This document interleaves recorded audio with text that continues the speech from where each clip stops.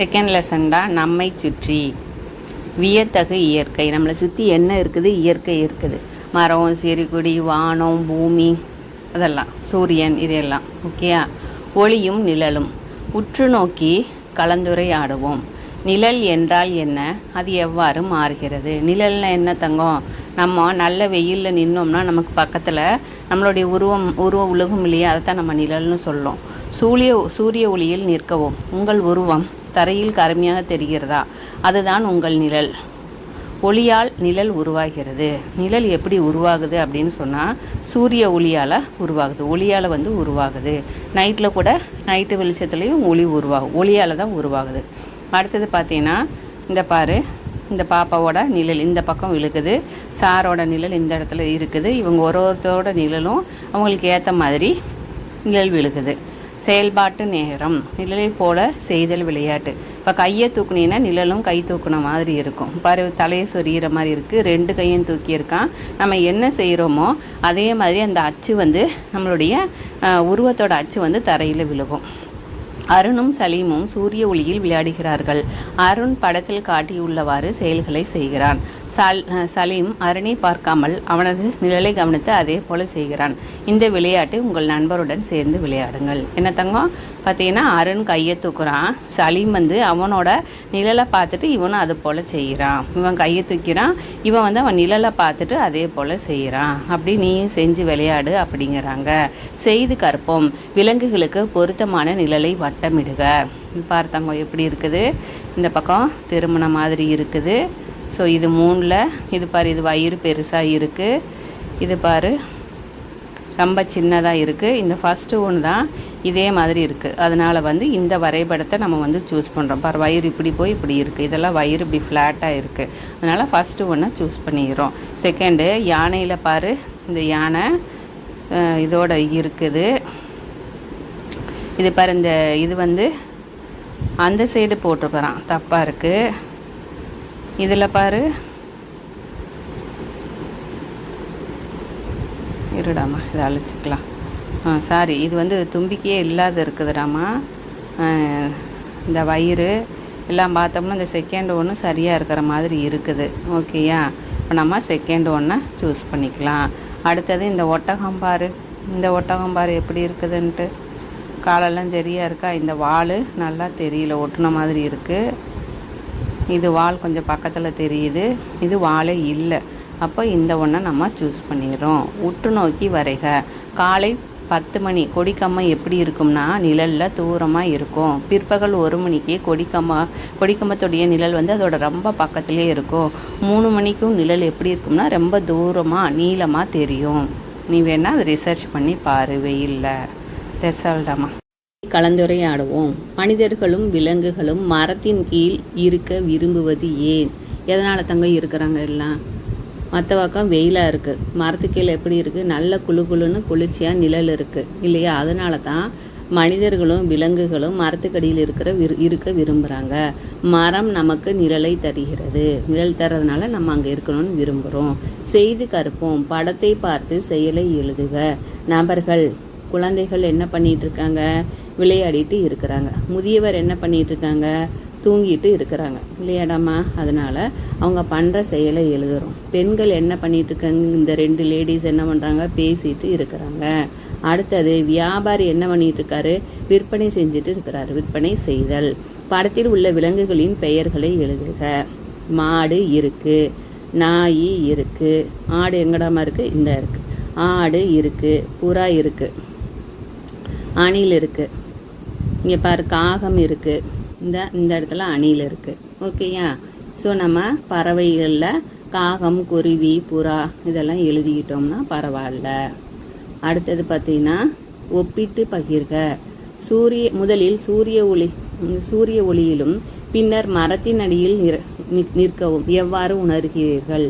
பார்த்தீங்கன்னா மரம் இல்லாத இடத்துல வெப்பமாக வேர்த்து கொட்டும், சூடாக இருக்கும்.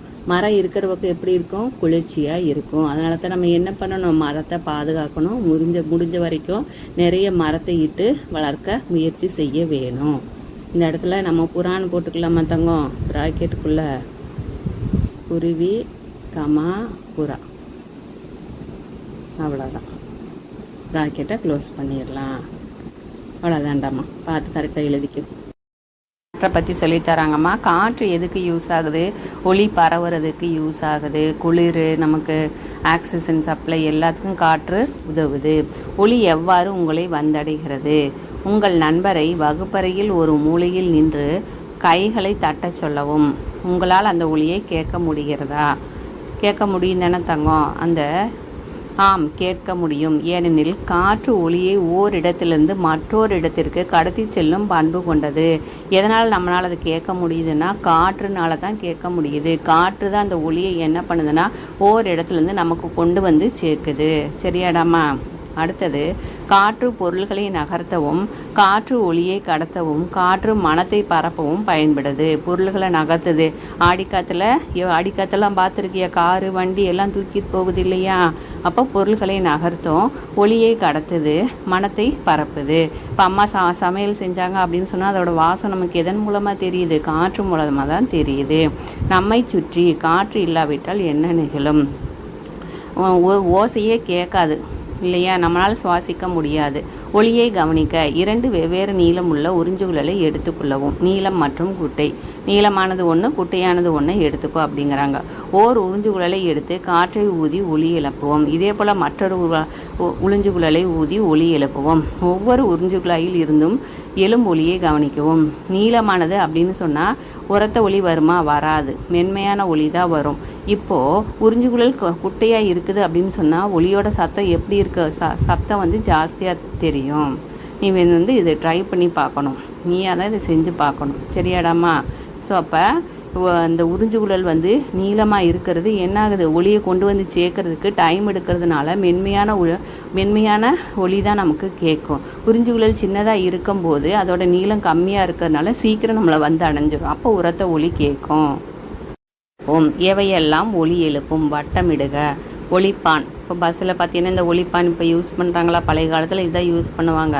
பாம்னு சத்தம் வரும். அடுத்தது பார்த்தீங்கன்னா மழை பெஞ்சதுன்னா மழை சத்தம் கேட்குதா? இடி மின்னல்னு சொல்லிட்டு கம்பளி நூலில் எங்கேயாவது சத்தம் வருமா? வராது. அடுத்தது பார்த்தீங்கன்னா இடி மின்னலில் சத்தம் வருதா? வருது. துணியில் எங்கேயாவது சத்தம் வருமா? உதறினா தான் சத்தம் வரும். இல்லைன்னா அமைதியாக தான் இருக்கும். நாய் குறைச்சா சத்தம் வரும். காகம் கரையுதுன்னா சத்தம் வரும். புல்லில் எங்கேயாவது சத்தம் வருமா? வராது. நகரு வாகனத்தில் சத்தம் வருமா? டுர்ன்னு ஒரு சத்தம் வரும் இல்லையா? இப்போ சத்தம் வர்றதை நம்ம வந்து ரவுண்ட் பண்ணிட்டோம். உங்களுக்கு பிடித்த ஒலி எது அப்படின்னு கேட்டிருக்காங்க. மயிலின் ஓசை அல்லது குயிலின் ஓசை. மயிலோட ஓசை கேட்கறதுக்கு நல்லா இருக்கும் இல்லையா சாமி? குயிலோட ஓசை, மலையோட ஓசை, இந்த மாதிரி உனக்கு என்ன பிடிக்குமோ அதை எழுதிரு. மனம் எவ்வாறு நம்மை வந்தடைகிறது? எதன் மூலம் வருதுன்னா காற்றின் மூலமாக. அம்மா சமைக்கிறாங்க, தாளித்து கொட்டுறாங்கன்னா எதன் மூலம் நமக்கு தெரியுது? காற்றின் மூலமாக தான் தெரியுது. நறுமணமிக்க 3 பொருட்களை வரைகன்றிருக்காங்க. ரோஜாப்பூ, ஊதுபத்தி, பலாப்பழம். இதெல்லாம் எழுதிடுறோம். அடுத்தது, சமையல் அறையிலிருந்து உணவின் மனம் உங்களை எவ்வாறு வந்தடைகிறது? எவ்வாறுன்னு சொன்னால் காற்று அப்படின்னு சொல்லி எழுதிடணும். காற்றின் மூலமாக நம்மளை வந்தடையுது. தேவையில்லாத கழிச்சிடலாம் மேடமா? சரி, தட்ஸ் ஆல். பார்த்தீங்கன்னா உற்று நோக்கி கலந்துரையாடுவோம். தென்றல் காற்று மிதமாக வீசும்ல சாமி, அது வந்து இதமான காற்று. மெதுவாக வீசும் இதமான காற்று, அது வந்து தென்றல் காற்றுன்னு சொல்கிறோம். பலத்த காற்று, சற்று வேகமாக வீசும் காற்று வந்து பலத்த காற்று. இப்போ பள்ளிக்கூடத்துலேருந்து வந்துட்டுருக்கோம், மழை அடிக்கிறதுக்கு முன்னாடி ஒரு காற்றடிக்கும்ல தங்கம், அதுதான் பலத்த காற்று. சூறாவளி அப்படின்னு சொன்னால் மிக வேகமாக சுழன்று வீசும் காற்று. ஓகேயா? அடுத்தது பார்த்திங்கன்னா புயல்னா இடி மின்னல் மழை மிக வேகமாக இருக்கும். சூறாவளி பார்த்திங்கன்னா சுற்றிட்டு போகும் இல்லையா, அதுதான் வந்து சூறாவளி காற்று. அடுத்தது கடைசியாக இருக்கிறது தான் புயல். சரியாடாமா? புயல்னு சொன்னால் வெளியே யாரும் போக வேணாம், போட்டுக்கெல்லாம் போக வேணாம், மீன் பிடிக்க போக வேணாம் அப்படின்னு நியூஸ்லேயே சொல்லுவாங்கள்ல. இப்போ முதல்ல இருக்கிறது தென்றல் ப்ரீஸ், தென்றல் காற்று. அடுத்தது பலத்த காற்று, அதுக்கடுத்தது சூறாவளி, கடைசியாக வந்து புயல் தான் ரொம்ப பெருசு, உயிருக்கு ஆபத்தானது. நகரும் காற்று மிதமாகவோ வலிமையாகவோ இருக்கலாம். காற்று வந்து மிதமாக இருந்ததுன்னா தென்றல், ரொம்ப வலிமையாக இருந்ததுன்னா புயல். சரியாடாமா? சிந்தித்து எழுதுக. தென்றல், இந்த பையன் போகிறது தென்றல், இது வந்து புயல், இது நடக்க முடியுது பலத்த காற்று, இது வந்து சூறாவளி, இது வந்து பார்த்திங்கன்னா இடி மின்னல்லாம் இருக்குது இல்லையா, அதனால தான் இதை நம்ம வந்து புயல்னு சொல்கிறோம். ஓகேடாமா? அவ்வளோதான், தட்ஸ் ஆல். காற்றின் ஆடுவோம். காற்றுக்கு அப்புறம் இப்போ நீரை பற்றி சொல்லித்தராங்க. நம் வீட்டிற்கு நீர் எங்கேருந்து வருது? மலையிலிருந்து தண்ணி கொட்டுது தங்கம். அது ஆறு வழியாக அணை வழியாக என்ன ஆகுது? அப்படியே வருது. அதை நம்ம வந்து குளத்துல தேக்கி வச்சுக்கிறோம், தண்ணி தொட்டியில் தேக்கி வச்சுக்கிறோம், தண்ணி லாரி. அடுத்தது வந்து குழாய் மூலமாக பிடிச்சிக்கிறோம், கிணறு, ஆழ்துளை கிணறு, அப்புறம் வெறும் கிணறு, அடிக்குழாய், அடுத்தது நீர் தொட்டி. இது மூலமாலாம் ஏரி, இது மூலமாக தான் நமக்கு தண்ணி கிடைக்கிது. நீர் நம் வீட்டை வந்தடைவதற்கு முன் நீண்ட தொலைவை கடந்து வருது. பல மைல் தூரத்துலேருந்து தான் தண்ணி நம்ம வந்து அடையுது. ஓகே சாமி. இங்கே மழை நீர் நிலத்திற்கும் அடியில் செல்கிறது. மழை தண்ணி மண்ணுக்குள்ளாரையும் போகுது. அதைத்தான் நம்ம நிலத்தடி நீர்னு சொல்கிறோம். இந்த நிலத்தடி நீரை நாம் பயன்பாட்டிற்காக கிணறு மற்றும் ஆழ்துளை கிணறு வழியாக பெறுகிறோம். அப்படி போகிற தண்ணியை தான் நம்ம கிணத்துலையும் ஆழ்துளை கிணறு மூலமாகவும் எடுக்கிறோம். சரியா? செய்து கற்போம். நாம் பயன்படுத்தும் நீர் நமக்கு எங்கிருந்து வருகிறது? மலையிலிருந்து என்னாகுது? நிலத்தடி நீராக போகிறது. ஆறு, நிலத்தடி நீர், மழை தண்ணி வந்து என்ன ஆகுதுக்கன்னா நிலத்தடி நீரிலிருந்து நமக்கு கிணறு, அடிக்குழாய் மூலமாக அந்த தண்ணியை நம்மளால் எடுக்க முடியுது. அதுக்கடுத்தது வந்து மலையிலேருந்து வர அந்த தண்ணி வந்து ஆறு, ஏரி வழியாக வருது, அணை வழியாகவும் நமக்கு வந்து சேருது. ஆறு, ஏரியில் இருக்க தண்ணியை தண்ணி லாரி மூலமாக கொண்டு வர்றாங்க. இதை வந்து தண்ணி டேங்க்கு, நீர் தொட்டியிலிருந்து சேமித்து வைக்கிறாங்க. நீர் தொட்டியிலேருந்து கிடைக்கிறத நம்ம வீட்டு மேல்நிலை நீர்த்தேக்க தொட்டியிலையும் சேர்த்து வைக்கிறோம். அந்த நீர்த்தேக்க தொட்டியில் இருக்கிற தண்ணியை குழாய் மூலமாகவும் நம்ம பயன்படுத்துகிறோம். சரியாடாமா?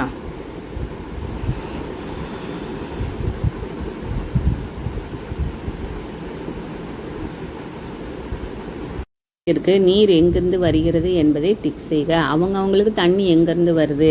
இந்த மாதிரி தெருக்குழாயிலிருந்து பிடிக்கிறீங்களா, இல்லை அடிவம்பில் பிடிக்கிறீங்களா, இல்லை கிணற்று மூலமாக பிடிக்கிறீங்களா, இல்லை பைப் மூலமாக பிடிக்கிறீங்களா, இல்லை தண்ணி லாரியில் பிடிக்கிறீங்களா, இல்லை மேலே தண்ணியை தேக்கி வச்சு பிடிக்கிறீங்களா? உங்கள் வீட்டில் எப்படி நீங்கள் தண்ணி பிடிக்கிறீங்களோ அதை வந்து நீ வந்து டிக் பண்ண வேணும் சாமி. சரியா? அடுத்தது பாதுகாப்பான குடிநீரை எவ்வாறு பெறலாம்? பார்த்தீங்கன்னா முதல்ல ஒரு பாத்திரத்தில் நீரை எடுத்துக்கிறோம், அதை அடுத்து வடிகட்டுறோம், அடுத்தது கொதிக்க வைக்கிறோம், அப்புறம் மூடி வைக்கிறோம், குளிர வைத்து என்ன பண்ணுறோம்? அந்த தண்ணியை வந்து நம்ம பருகிறோம். செய்து கற்போம். புட்டியை நிரப்ப எத்தனை குவளை நீர் தேவைப்படும்? இதனை வந்து செஞ்சு பார்க்க வேணும். அடுத்தது செயல் திட்டம் நீர் பயன்பாடு. பார்த்தீங்கன்னா எத்தனை ஜக்கு நீர் தேவைப்படுகிறது? நான் ஒரு நாளில் எவ்வளவு நீரை பயன்படுத்துகிறேன்? குளிக்கிறதுக்கு ஒரு 5 ஜக்கு, பல் துளக்கிறதுக்கு ஒரே ஒரு ஜக்கு, கழிப்பறைக்கு 3 to 5 ஜக்கு, கை கழுவுறதுக்கு 1 ஜக்கு. அடுத்தது எத்தனை டம்ளர் நீர் தேவைப்படுகிறது? ஒரு நாளைக்கு நம்ம வந்து 8 to 10 டம்ளர் நீர் பருக வேணும். நீரின் இசை. 2 கண்ணாடி குவளைகளை மேசை மீது வைக்கவும். அவற்றில் படத்தில் காட்டி உள்ளவாறு நீரை நிரப்புங்கிறாங்க. ஒன்றில் நிறைய தண்ணி, ஒன்றில் கம்மியான தண்ணி. இதில் பார்த்தீங்கன்னா பென்சிலால் தட்டினேன் அப்படின்னு சொன்னால் தண்ணி நிறைய இருக்கிறதுல ஒரு விதமான சத்தமும், தண்ணி கம்மியாக இருக்கிறதுல ஒரு விதமான சத்தமும், ஒலிகளில் வந்து வேறுபாடு இருக்கும். குறைந்த அளவு நீர் அப்படின்னு சொன்னால் உரத்த ஒலி இருக்கும். சரியா? தண்ணி வந்து அதிக அளவில் இருக்குது அப்படின்னு சொன்னால் மென்மையான ஒலி கேட்கும். சரியாடாமா? நீ வந்து அதை வீட்டில் தண்ணியை நிரப்பி செஞ்சு பாரு. டைம் இருக்கா இன்னும்? சரி, இன்னொரு பக்கமும் பார்த்துடலாம். நீர் உறிஞ்சும் பொருட்கள். இப்போ பஞ்சில் தண்ணியை ஊற்றுனீங்கன்னா என்ன ஆகும்? தலகாணியில் தண்ணியை ஊற்றுனீங்கன்னா அது வந்து நனைஞ்சு உப்பிக்கிறோம். அடுத்தது ஸ்பாஞ்சு, துணி. கல்லில் தண்ணி ஊற்றுனீங்கன்னா அது என்ன ஆகும்? தண்ணியை எடுத்துக்காது. அழிப்பான், உறிஞ்சுகோல், உலோகச்சாவி, செங்கல், நெகிழி. பார்த்தீங்கன்னா ஒவ்வொரு பொருளின் மீதும் சிறிதளவு நீரை ஊற்றவும் உற்று நோக்கி எழுது. நீர் உறிஞ்சுறது வந்து பஞ்சு, ஸ்பாஞ்சு. துணியில் தண்ணி ஊற்றினா உன்னோட யூனிஃபார்மில் தண்ணி ஊற்றினா உறிஞ்சிக்கிறோம்ல சாமி. அடுத்தது உறிஞ்சுதால், செங்கலில் தண்ணி ஊற்றினோம்னா உள்ளே போயிடும் இல்லையா? நீ வேணால் செஞ்சு பார்க்கணும். அதெல்லாம் உறிஞ்சாததுன்னு பார்த்தோம்னா கல்லில் தண்ணி ஊற்றினோம்னா வெளியில் தான் போகும். உன்னோட அழிப்பான், ரப்பரில் தண்ணி ஊற்றினீங்கன்னா வெளியில் தான் ஓடும். நெகிழி, பேனா, உலோக சாவி, வீட்டு சாவியில் தண்ணி ஊற்றினோம்னா வெளியில் தான் போகும், அது உறிஞ்சாது. இவை அனைத்தையும் உற்று நோக்கி பயிற்சிகள் மற்றும் பரிசோதனைகளை செய்து காட்டி குழந்தைகளுக்கு வந்து செய்து காட்ட சொல்கிறாங்க. இது மாதிரி பேப்பர் எடுத்துகிட்டு ஆர்ட் ஒர்க்கு பண்ணு. நீர் பார்த்தோம். அடுத்தது மண். உற்று நோக்கி கலந்துரையாடுவோம். மண்ணால் செய்யப்படும் பொருட்கள் யாவை? செங்கல் மண்ணால் செய்கிறோம், ஓடு மண்ணால் செய்கிறோம், மண்பாண்டை மண்ணால் செய்கிறோம். இந்த மண்ணால் செய்யப்பட்ட இந்த பொம்மைகள் எல்லாமே இது எல்லாமே மண்ணில் தான் பண்ணியிருக்காங்க. நாம் மண்ணை பயன்படுத்தி செங்கற்கள், ஓடுகள், பானைகள், பொம்மைகள் போன்ற பல பொருட்களை செய்கிறோம். மேலும் மண் மழைநீரை தேக்கி வைக்கிறது. மண்ணில் தான் என்ன ஆகுது, மழை தண்ணி வந்து தேங்கி நிற்கிது. அடுத்தது மண் மழைநீரை தேக்கி வைக்கவில்லை என்றால் என்ன ஆகும், நமக்கு வந்து தண்ணி பற்றாக்குறை ஏற்பட்டுரும். மண் மழைநீரை தேக்கி நிலத்தடி நீராக மாற்றுகிறது. ஒரு மண் நீரை தேக்கி வைக்கவில்லை எனில் நிலத்தடி நீர் மற்றும் குறையும். சரியா சாமி? அதனால தான் அதான் வந்து மண்ணோட உபயோகம். இதை இதே மாதிரி செங்கல்ல உன்னை வரைய சொல்கிறாங்க. நீ என்ன பண்ணணும், நீளமாக இப்படி கோடு போட்டுட்டு ஒன்று விட்டு ஒன்று இப்போ இப்படி மாற்றி மாற்றி போட்டு கலர் பண்ணினா உனக்கு செங்கல் கிடச்சிரும். உற்று நோக்கி கலந்துரையாடுவோம். படத்தில் நாம் என்ன காண்கிறோம், நாம் எப்படி சுவாசிப்பது? இப்போ இங்கே தண்ணியே இல்லை, வறண்டு கிடக்குது. ஏற்கண்ட படத்தில் காற்று, நீர் மற்றும் மண்ணை அசுத்தப்படுத்தும் பொருட்களை வட்டமிடுக அப்படிங்கிறாங்க. பார்த்தீங்கன்னா இது எல்லாமே தான் பிளாஸ்டிக் பொருள். அடுத்தது இது காற்றை வந்து மாசுபடுத்தும். அடுத்தது குப்பை, இது எல்லாத்தையுமே நெகிழிப்பை இது பழம் கூட மக்கிரும். ஓகேயா? இதெல்லாம் பறவைகளும் மீன்களும் மீன்களுக்கும் என்ன நிகழும்? இப்போ தண்ணியே இல்லைன்னா எல்லாம் இறந்து போயிடும். நீங்கள் காற்று, நீர், மண் ஆகியவற்றை எவ்வாறு தூய்மையாக வைத்திருப்பீர்? குப்பைகளை எரிக்க மாட்டோம், காற்றை தூய்மையாக வைத்திருப்போம். கழிவுகளை நீரில் போட மாட்டோம், நீரை தூய்மையாக வைத்திருப்போம். குப்பை தொட்டிகளை பயன்படுத்துவோம், நிலத்தை தூய்மையாக வைத்திருப்போம். இதெல்லாம் செஞ்சோம்னா என்னடா தங்கம் ஆகும், நிலம் வந்து தூய்மையாக இருக்கும். கற்றல் பயணம், சரியான நிழலை வட்டமிடுக. இந்த இது மாதிரி இருக்கிறத நம்ம வட்டமிடணும். இந்த மூணாவது ஒன்று, படத்தை பார்த்து காற்றின் வகையை எழுதுக. இது பார்த்திங்கன்னா தென்றல் காற்று, இது பார்த்திங்கன்னா எல்லாம் தூக்கிட்டு போகுது, காராடுறது. அப்போ அதனால சூறாவளி. மலை, குழாய், ஆறு, மேல்நிலை நீர்த்தேக்க தொட்டி என மேரி கூறுகிறாள். இதை சரியான வரிசையில் எழுதுக. மழை தண்ணி ஆற்றுக்கு வருது, ஆற்றுலேருந்து மேல்நிலை நீர்த்தேக்க தொட்டியில் பிடிச்சு வைக்கிறோம், அதுலேருந்து குழாய் மூலமாக உபயோகப்படுத்துகிறோம். அடுத்தது, உங்கள் வீட்டிற்கு அருகில் உள்ள நீர் ஆதாரம் ஒன்றை வரைக அப்படிங்கிறாங்க. மிஸ் வந்து கிணறு, இந்த மாதிரி தண்ணி டேங்க்கு, தண்ணி லாரி எல்லாம் வரைஞ்சிருக்கேன். உங்கள் வீட்டுக்கு பக்கத்தில் என்ன இருக்குதோ அதை மாத்திரம் நீ வந்து வரைஞ்சா போதுமானது. உள்ள விலங்குகள், உற்று நோக்கி கலந்துரையாடுவோம். விலங்குகளை கண்டுபிடித்து வண்ணமிட்டு அவற்றின் பெயர்களை கூறுக. அவை எங்கெங்கு வாழ்கின்றன அப்படின்னு கேட்குறாங்க தங்கம். பார்த்தீங்கன்னா இந்த இடத்துல ஒரு பட்டர்ஃப்ளை இருக்குது. பட்டாம்பூச்சி எங்கே வாழும்? இலை, செடி கொடியில் இருக்கிற பூக்களில் இருக்குது. அடுத்தது கிளி. இது வந்து கிளி எங்கே இருக்கும்? மரத்தில் இருக்கும் இல்லையா தங்கம்? அடுத்தது வேறு என்ன இருக்குது? இந்த இடத்துல ஒரு மாடு இருக்குது. மாடு நம்ம வீட்டில் வச்சு வளர்க்குறோம். அடுத்தது என்னடாமல் இருக்குது? இந்த இடத்துல புலி இருக்குது. புலி எங்கே இருக்கும்? காட்டில் வாழும். அதுக்கு அடுத்தது இங்கே ஒரு மீன் இருக்குது. மீன் எங்கே வாழும்? நீரில் வாழும். இந்த இடத்துல ஒரு தவளை இருக்குது. தவளை நல்லா தெரியலன்னா பாரு, இந்த தவளை. சரி இடமா? தவளை ஒன்று இருக்குது. ரவுண்டு மாத்திரம் பண்ணிட்டுமா, அது கலர் பண்ணால் தெரிய மாட்டேங்குது. தவளை இருக்குது. அப்போ தவளை எங்கே இருக்கும்? நீர், நிலம் ரெண்டுலேயுமே இருக்கும். நம்மை சுற்றி பல்வேறு வகையான விலங்குகள் காணப்படுகின்றன. பார்த்தீங்கன்னா விலங்குகள் ஒவ்வொன்றிலிருந்து என்னடாமா கொடுத்துருக்குறாங்க? விலங்குகள் ஒன்றிலிருந்து மற்றொன்று எவ்வாறு வேறுபடுகின்றன அப்படின்னு கேட்குறாங்கடாமா. சில நீரில் வாழ்கின்றன, சில நீரிலும் நிலத்திலும் வாழ்கின்றன, சில மிகச் சிறியன, சில வானில் பறக்கின்றன, சில நம்மை சுற்றியும் நம்முடனும் வாழ்கின்றன இல்லையா? அடுத்தது பார்த்தீங்கன்னா சில காட்டில் வாழ்கின்றன. இப்படித்தவைகள் விலங்குகள் ஒன்றுக்கொன்று வேறுபடுது. இங்கே பார்த்தீங்கன்னா இதில் என்ன இருக்குது? நீரில் வாழ்கிறதுக்கு ஒரு உதாரணம்னா மீன், நீரில் நிலத்தில் வாழ்கிறதுனா தவளை, ஆமை. அடுத்தது மிகச் சிறியது அப்படின்னு பார்த்தோம்னா எறும்பு, வண்டு, பூச்சி இனங்கள். சில வானில் பறவை எல்லாமே, எடுத்துக்காட்டு கிளி, குருவி. சில நம்மை சுற்றி உள்ளன, நம்முடன் இருக்குன. அது என்னென்னா ஆடு, மாடு, நாய், பூனை, இப்போ யானையை கூட வளர்க்குறாங்க. சில காட்டில் வாழ்கின்றன, காட்டில் வாழ்வனுக்கு எடுத்துக்காட்டு சிங்கம், புலி, யானை. சரியாடமா? நோக்கி கலந்துரையாடுவோம். குளத்திலும் குளத்தை சுற்றிலும் என்னென்ன விலங்குகளை உன்னால் பார்க்க முடிகிறது? பார்த்தவங்க, வாத்து இருக்குது, மீன் இருக்குது, நிறைய வகையான மீன் இருக்குது, தவளை இருக்குது, தும்பி ஒன்று இருக்குது. அதுக்கப்புறம் வெளியில் நத்தை இருக்குது. இங்கே பார்த்தோன்னா மண்புழு இருக்குது, ஆமை இருக்குது. அடுத்தது இந்த இடத்துல புள்ளி வண்டு இருக்குது. எல்லாம் இங்கே கொடுத்துட்டாங்க. சரியா? குளத்தில் காணப்படும் விலங்குகள் குறித்து குழந்தைகள் பேச ஊக்கமூட்டவும் அப்படிங்கிறாங்க. நீர்வாழ் விலங்குகள் மீன். மீன் வந்து நீரில் மாத்திரம்தான் இருக்கக்கூடியது. தண்ணி இல்லைன்னா ஆக்சிஜன் கிடைக்காது, இறந்து போயிடும். கடல், ஆறு மற்றும் குளங்களில் பல வகையான மீன்கள் காணப்படுகின்றன. மீன்கள் நீந்துவதற்கு பக்கவாட்டு துடுப்புகள் வால்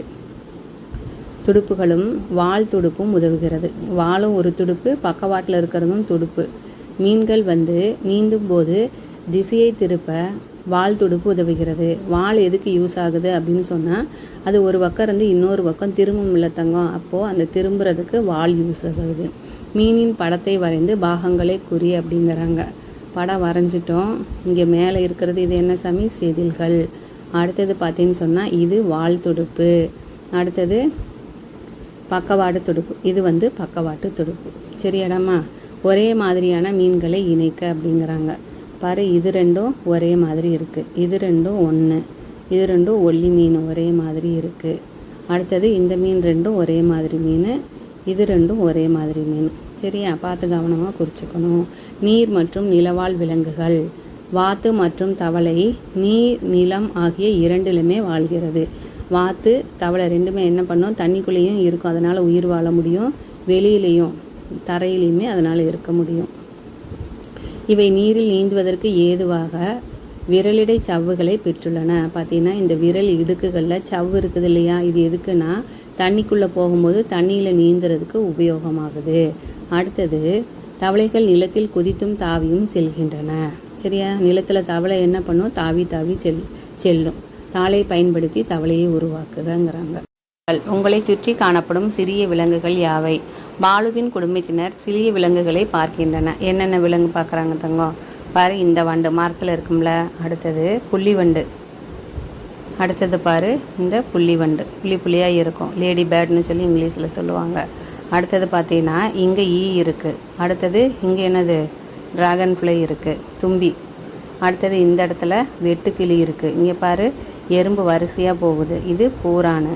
அடுத்தது இங்கே பாரு, பட்டர்ஃப்ளை இருக்குது. சரியா? ஸோ இந்த மாதிரி இங்கே தேள் வேறு இருக்குது சாமி. இந்த இடத்துல தேள் இருக்குது. இதெல்லாம் நம்ம சுற்றி இருக்கிற சின்ன சின்ன உயிரினங்கள். நம்மை சுற்றி தேனி இருக்குது, வண்ணத்து பூச்சி இருக்குது. தேனி, வண்ணத்து பூச்சி, சிலந்தி. சிலந்தி எங்கே? நம்ம பார்க்காம விட்டுட்டோம். இந்த இடத்துல இருக்குது ஸ்பைடரு, சிலந்தி. அடுத்தது எறும்பு, புள்ளி வண்டு. அடுத்தது என்ன? பூரான், மண்புழு, வெட்டுக்கிளி, தும்பி, ஈ, வண்டு போன்ற பல வகையான சிறிய விலங்குகள் காணப்படுகின்றன. இது எல்லாமே நம்ம வீட்டை சுற்றி நம்ம எங்கேயாவது போனோம்னா பார்க்குறோம் தானே, காட்டு பக்கம் நம்மை சுற்றி இருக்குது. சிறிய விலங்குகளின் இயக்கங்கள். கால்கள் அற்றவை, ஊர்ந்து ஊர்ந்து செல்பவை. மண்புழுவுக்கு வந்து கால் இல்லை சாமி, அது என்ன பண்ண? ஊர்ந்து ஊர்ந்து செல்லுது. நத்தை கால்கள் மட்டும் உடையவை, நடக்கக்கூடியவை. தேளுக்கு வந்து அந்த மாதிரி. பூரானுக்கு பார்த்தீங்கன்னா ஏகப்பட்ட கால் இருக்கும். அடுத்தது இறக்கைகளும் கால்களும் உடையவை, நடக்கவும் பறக்கவும் செய்யும். அதுக்கு எடுத்துக்காட்டு வந்து புள்ளி வண்டு, ஈ, கரப்பாம்பூச்சி, வெட்டுக்கிளி. இதெல்லாம் அட்டவணைப்படுத்துக. ஊர்ந்தும் நகர்ந்தும் செல்பவை. எது எது? மண்புழு, நத்தை. இங்கே கொடுத்துருக்காங்களா, அதை பார்த்து எழுதுனா போதுமானது. நடக்க மட்டும் செய்பவை அது என்னென்னா தேள், பூரானு. அடுத்தது பறக்க நடக்கக்கூடியவை. இங்கே இருக்கிறது, இந்த பார்ட்டில் இருக்கிற எல்லாம் என்னது? ஈ, புள்ளி வண்டு, கரப்பாம்பூச்சி, வெட்டுக்கிளி. அதையெல்லாம் பார்த்து எழுதினோம்னா முடிஞ்சது. முக்கியமான சில சிறிய விலங்குகள். கலர்ஃபுல்லாக இருக்கக்கூடியது. வெட்டுக்கிளி க்ரீன் கலரில் இருக்கும், அழகாக இருக்கும் பார்க்குறதுக்கு. தும்பி பிடிச்சி விளையாடுவீங்களே தங்கம். வண்ணத்து பூச்சி வந்து கலர் கலராக இருக்கும், வெரைட்டி ஆஃப் கலர்ஸில். வண்ணமிடுக அப்படிங்கிறாங்க. நீ இதை பார்த்து இதே க்ரீன் கலர் போடணும். மிஸ்ஸு போட்டிருக்கே, அது சுமாராக தான் இருக்குது. அடுத்தது பார்த்திங்கன்னா தும்பிக்கு வந்து பச்சை கலர் போடும் மேலே வரைக்கும். அடுத்தது வண்ணத்து பூச்சி, இது பார் சுமாராக தான் இருக்குது. போட்டுட்டு கீழே வெட்டுக்கிளி, தும்பி, வண்ணத்து பூச்சி அப்படின்னு எழுதணும். நத்தை தனது வீட்டை தன் முதுகில் சுமந்து செல்கிறது. நத்தையோட வீடு எங்கே தங்கம் இருக்கும்? அதோட முதுகில் தான் இருக்கும். இப்போ யாராவது தொந்தரவு பண்ணுறாங்கன்னா என்ன ஆகும்? அது அந்த கூட்டுக்குள்ளே போய் ஒளிஞ்சுக்கிறோம். அதுவாக நினச்சாத்த வெளியே வரும். பார்த்துருக்க இல்லையா? அடுத்தது விலங்குகளின் பெயர்களை எழுதுக. இது வந்து ஈ, வண்ணத்து பூச்சி, தேனி, கரப்பாம்பூச்சி. அடுத்தது கீழே எறும்பு, மண்புழு, தும்பி, வெட்டுக்கிளி. சரியாடா தங்கம்? எழுதிடுவியா? பார்த்து கரெக்டாக காப்பி பண்ணிக்கோ. உற்று நோக்கி கலந்துரையாடுவோம். உங்களை சுற்றி காணப்படும் பறவைகள் யாவை? சேவல் இருக்குது, கோழி இருக்குது, குருவி இருக்குது. இது என்ன தங்கம்? புறா இருக்குது. அடுத்தது மேலே காகம் இருக்குது. இது மைனாவாட்டு இருக்குது. மைனா. இது புறா. இங்கே என்ன இருக்குது? கிளி இருக்குது. அடுத்தது இந்த பக்கம் பாரு, செம்பூத்துவா. செம்பூத்துங்கிறது அடுத்தது மயில் இருக்குது, தூக்கணாங்குருவி, ஆந்தை இருக்குது. இது மரங்கொத்தி. இது குருவியில் இன்னொரு வகை. இது எல்லாமே நம்மளை சுற்றி வாழ்கிறது. நீங்கள் இதெல்லாம் பார்த்துருக்கீங்களா? சரி, இதோட பேர்கள் ஆந்தை, தூக்கணாங்குருவி. சரியாடாமா? அடுத்தது மைனா. இங்கே இருக்குது இல்லையா, இந்த இடத்துல மைனா. அடுத்தது புறா. அடுத்தது தேன்சிட்டு. அடுத்தது மயில், தையல் பறவை, கோழி, காகம், சேவல், சிட்டுக்குருவி, கிளி, மரங்கொத்தி. சரியாடாமா? அடுத்தது புறாவின் பாகங்கள். இங்கே முன்னாடி சாப்பாடை கொத்தி சாப்பிடும்ல, அதுதான் அழகு. இது இறக்கைகள். அடுத்தது நகங்கள். முன்னாடி இருக்கும்ல நகங்கள், கூர் நகங்கள்னு அதை அவங்க சொல்கிறாங்க. செய்து கற்போம். உற்று நோக்கி பறவைகளை உருவ அளவின் அடிப்படையில் வகைப்படுத்துக. சின்னது, நடுத்தரமானது, பெரியது அப்படின்னு. சிட்டுக்குருவி, தேன் சிட்டு ரெண்டுமே குட்டியுண்டா இருக்கும். மைனா, கிளி, காகமெல்லாம் கொஞ்சம் நடுத்தர வர்க்கம். மயில், கழுகு, வான்கோழி எல்லாம் பெரிய சைஸு. சரியாடம்மா? அடுத்தது நான் யார்? நான் கருப்பு நிறத்தில் இருப்பேன், காக்காய் என ஒலி எழுப்புவேன். யார்டா தங்கம்? காகம்.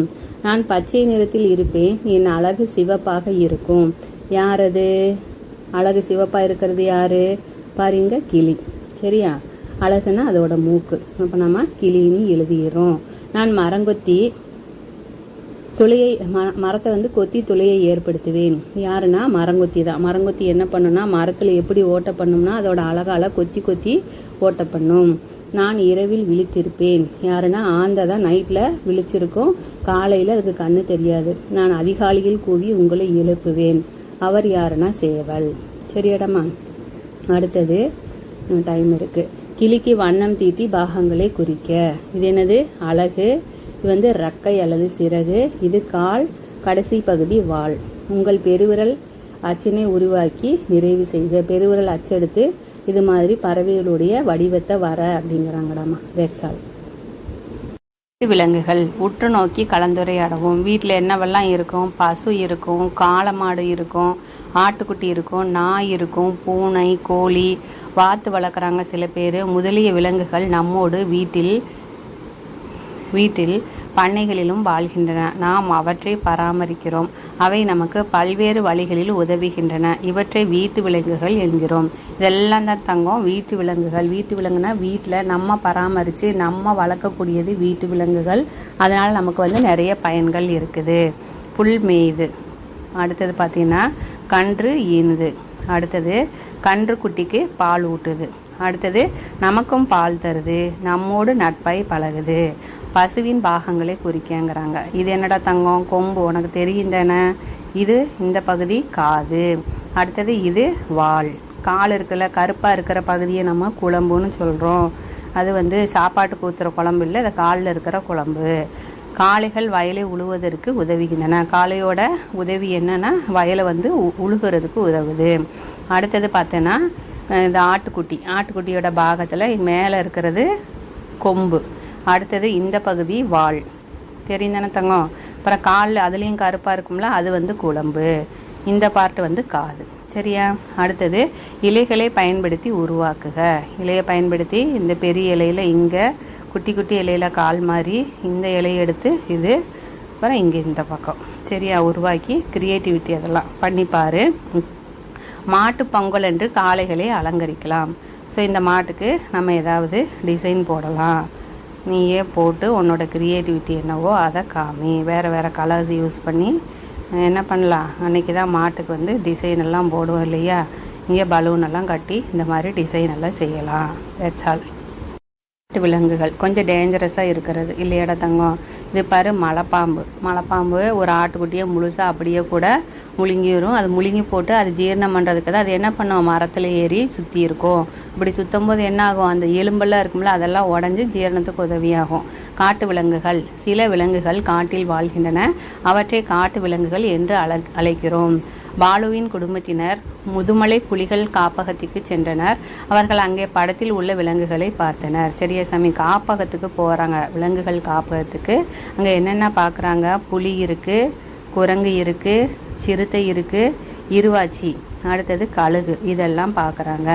முதுமலை புலிகள் காப்பகம் உங்களை வரவேற்கிறது. அடுத்தது மான் பார்க்குறாங்க, யானை, முதலை, கரடி, நரி.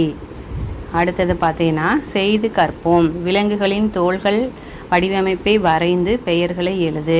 இங்கே வந்து இதே மாதிரி வடிவமைப்பு கருப்பு புள்ளி இந்த புள்ளிகளை வரைஞ்சி கீழே வந்து சிறுத்தை. இது என்னடா தங்கம், மான், புள்ளி மான். இது அடுத்தது இது பாரு, இதுக்குண்டான வடிவம். இது வந்து புலி அப்படின்னு சொல்லி நம்ம கீழே எடுத்து எழுதிடணும். 10 விலங்குகளின் பெயர்களை கண்டுபிடி. மலைப்பாம்பு, கரடி, மான், நரி, யானை, சிறுத்தை, முதலை, குரங்கு, புலி, கழுகு, மான். 10 இருக்குதுடாமா. 3, 4, 5, 6, 7, 8, 9, 10, 11, 12 இருக்குது. சரி, அதுக்கு மேலேயே நம்ம கண்டுபிடிச்சிட்டோம். அவ்வளோதான்டா தங்கம். தேங்க்யூ. புறாவின் பாகங்களை குறிக்க. இது என்னடா தங்கம், அலகு. இது இறக்கை. கடைசியில் இருக்கிறது வால் பகுதி. கீழே இருக்கிறது கூர்நகங்கள். சரியாடமா, கரெக்டாக பார்த்து எழுதிட வேணும். இது வந்து அலகு, இறக்கைகள், வால் பகுதி, கூர்நகங்கள்.